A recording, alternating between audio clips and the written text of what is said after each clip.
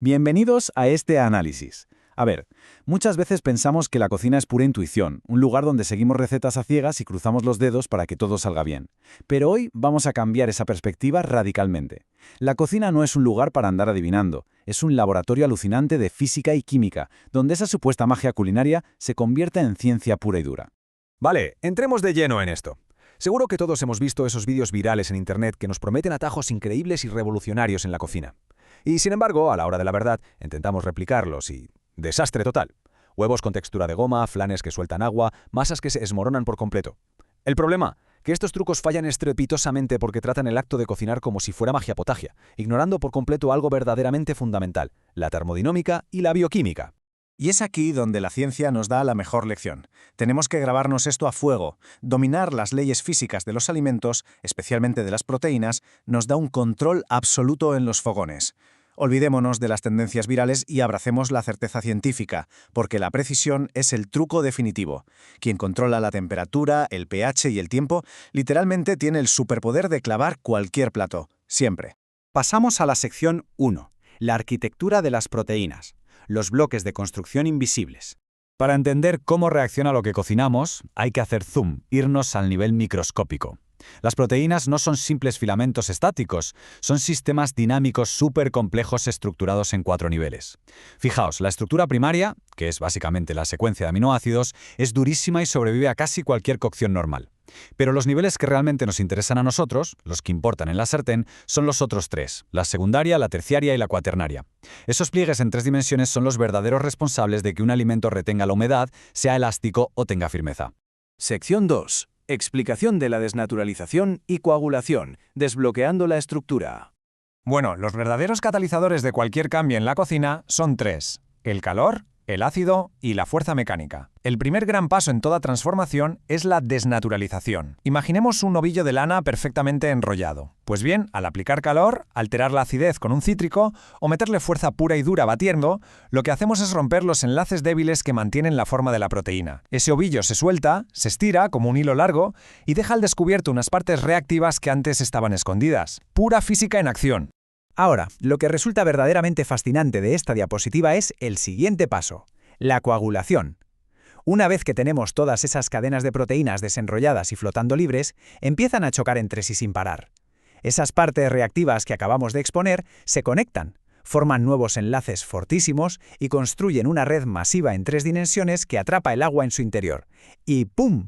Así es exactamente como un líquido opaco se transforma en un sólido justo delante de nuestros ojos. Pero mucho cuidado, porque esta red es delicada, y hay una línea finísima entre la gloria y el desastre. Por un lado, tenemos la gelificación, que es el éxito rotundo, una matriz estable y perfecta que retiene toda su humedad. Pero en el lado opuesto está nuestro gran enemigo culinario, la sinéresis. Esto pasa cuando nos pasamos de temperatura o de tiempo en la cocción. La red de proteínas se contrae tantísimo que es como si estrujáramos una esponja, expulsando toda el agua hacia afuera. Y esa, precisamente, es la explicación científica de por qué un huevo revuelto nos queda seco como la suela de un zapato, o por qué un flan nos sale lleno de agujeros y sudando líquido. Vamos a la sección 3. El huevo, la obra maestra de la naturaleza y nuestro modelo científico perfecto. Para ilustrar todo este baile molecular, no hay un estándar de oro mejor que el humilde huevo de gallina. Si observamos los datos de esta tabla y prestamos atención a las temperaturas de coagulación, vemos algo interesantísimo. La clara y la yema juegan a 2 cosas totalmente distintas. La yema está cargadísima de grasa, que actúa como aislante térmico, por lo que necesita temperaturas más altas para empezar a coagular que la clara. Esta maravillosa diferencia térmica es la que nos permite crear platos de infarto, con una clara firme y perfectamente cocinada, envolviendo un centro de yema rica y fluida. Y si miramos dentro de la propia clara o albúmen, es que hay todo un ecosistema trabajando en equipo. Cada proteína tiene su misión. La ovoalbúmina, que es más de la mitad, es la constructora principal de la estructura, la jefa de obra. Luego está la lisocima, nuestra mejor aliada si queremos estabilizar espumas. Pero ojo a la ovomucina. Representa apenas entre un 1,5 y un 3,5% de la mezcla, pero es la responsable directa de darle al huevo crudo esa viscosidad espesa, vital para que mantenga su forma y no se desparrame por todas partes al caer en el agua. Sección 4. Perfeccionando el huevo poché, la ciencia del escalfado. Llevemos toda esta teoría molecular a la práctica con un plato que suele dar bastante pavor, el famoso huevo poché. Todo arranca con la temperatura del agua, 83 grados Celsius. Y atención, porque este número es absolutamente innegociable. A esta temperatura exacta, el calor se transfiere de forma uniforme y constante. Si dejamos que el agua hierva a lo bestia a los 100 grados, la pura violencia térmica de las burbujas va a destrozar la membrana de la yema y a esparcir la clara por toda la olla. El segundo parámetro vital de esta ecuación es el pH. Añadiendo exactamente una cucharadita de vinagre blanco por cada litro de agua, bajamos el pH alcalino hasta clavarlo en 6,4. ¿Y por qué nos importa esto en la cocina? Porque optimiza la carga eléctrica de la proteína hasta llevarla a su punto isoeléctrico. En palabras sencillas, en ese punto exacto, en lugar de repelerse, las proteínas se vuelven neutras y se atraen al instante formando una red supercohesionada en cuanto tocan el agua. Así que tenemos el agua a 83 grados Celsius y el pH en 6,4. En ese instante, el reloj es quien manda. La coagulación óptima va a tardar exactamente 3 minutos y 15 segundos. Y para asegurar un resultado absolutamente perfecto, nada más sacarlo, le damos un choque térmico de 10 segundos en un baño de agua con hielo. Esto frena en seco la difusión del calor residual y nos garantiza que esa yema siga siendo puro oro líquido por dentro. Por lo tanto, el punto verdaderamente crucial de todo esto es lo que podríamos llamar la regla de los 4,2 segundos. Bajo estas condiciones científicas tan específicas de temperatura y acidez, el exterior de la clara reacciona a la velocidad del rayo, se despliega y forma esos puentes disulfuro, sellando toda la estructura en apenas 4,2 segundos. Este cruce rapidísimo es el escudo protector, que evita que el huevo se disipe formando hilos flotantes deshilachados, dejándonos en su lugar un poché liso, denso, brillante y espectacular. Y claro, sabiendo toda esta física, podemos tirar por tierra sin compasión muchos mitos de Internet. Eso de hacer un remolino en el agua, un error absoluto, porque rompe la tensión superficial y hace que la clara se disperse. Tapar la olla es otro drama, porque acumulas vapor a altísima temperatura y terminas sobrecociendo la yema. Usar huevos viejos es jugársela muchísimo, porque su pH alcalino debilita las proteínas y el riesgo de que la yema se rompa se multiplica por 3. Y echarle un chorro de vinagre a ojo, bajando el pH al extremo, hidroliza las proteínas y nos destroza la textura, dejándola arenosa y grumosa. Sección 5. La ciencia de los flanes. Leche, azúcar y calor. Dejamos atrás la precisión de un ingrediente solitario como el huevo y nos metemos en sistemas más complejos, donde la química se pone aún más interesante.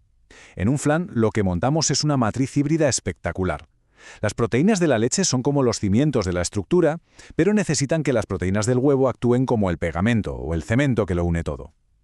Y aquí el azúcar hace una jugada fascinante, interfiere físicamente, rodeando a las proteínas y retrasando el momento en el que se despliegan.